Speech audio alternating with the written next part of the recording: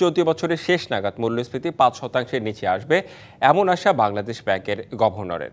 রাজধানীর আগারগাঁওয়ে বিনিয়োগ সংলাপে তিনি জানান, নীতির ধারাবাহিকতা থাকলে পরবর্তী সরকারের সময় মূল্যস্ফীতি ৩% নিচে নামবে। তবে চাঁদাবাজি বন্ধ না হলে বাংলাদেশের ব্যাংকের নেয়া পদক্ষেপের সুফল পুরোপুরি মিলবে না। বিনিয়োগ বাড়াতে রাজধানীর আগারগাঁওয়ে যৌথভাবে সংলাপের আয়োজন করে বাংলাদেশ বিনিয়োগ উন্নয়ন কর্তৃপক্ষ বিডা এবং ইউএনডিপি। এতে অংশ নেন ব্যবসায়ী, জ্বালানি উপদেষ্টা, বাংলাদেশ ব্যাংকের গভর্নর সহ বিশিষ্টজনরা। এ আয়োজনে ব্যবসায়ীরা দাবি জানান, ব্যাংক খাতে শৃঙ্খলা ফেরানো, ঋণের সুদের হার কমানো, জ্বালানি নিরাপত্তা নিশ্চিত করা এবং আমলাতান্ত্রিক ও আইন শৃঙ্খলা পরিস্থিতির উন্নতি করার।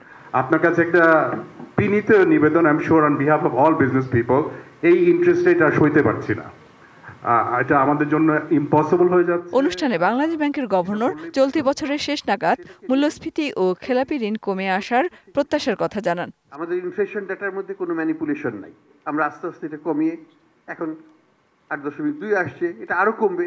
আমরা চাচ্ছি ব্যাংকিং খাতকে পুনর্গঠিত করতে হবে, কিন্তু আমরা ড্যামেজটাকে এস্টিমেট করে নিচ্ছি।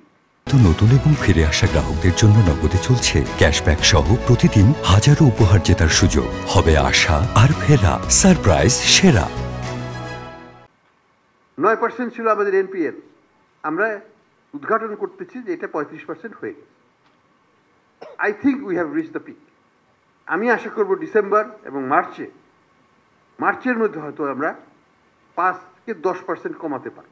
গভর্নর বলেন, ব্যাংক খাতে সংকট কাটাতে প্রায় 70,000 কোটি টাকা দরকার, যা আগামী ও পরবর্তী অর্থবছর থেকে নেয়ার পরিকল্পনা আছে। পলিসি টিমকে আমরা বলেছি এবং গত বছর আমরা এই এক্সারসাইজ। কর্পোরেট কর ধীরে ধীরে কমানোর চেষ্টা চলছে বলে জানান এনবিআর চেয়ারম্যান। উঠানো এখনই যাবে না, কারণ আমাদের টোটাল কালেকশনের 75% প্লাস টিডিএস এবং এআইটি থেকে আসে, সে কারণে এটা পুরোটা উঠানো যাবে না, কিন্তু আমরা এটাকে জাস্টিফাই করব। জ্বালানি সংকট সমাধানে অভ্যন্তরীণ উৎস থেকে গ্যাসের সরবরাহ বাড়ানো এবং বিতরণ সংস্থাগুলোর ক্ষমতার ভারসাম্য তৈরির চেষ্টা চলছে বলে জানিয়েছেন জ্বালানি উপদেষ্টা।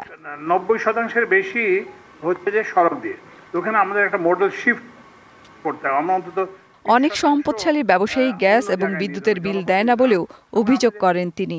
যারা বড়লোক হচ্ছে তারা যারা ব্যাংকের ঋণের টাকা দেয় না। মেহের মনি, ডিবিসি নিউজ, ঢাকা।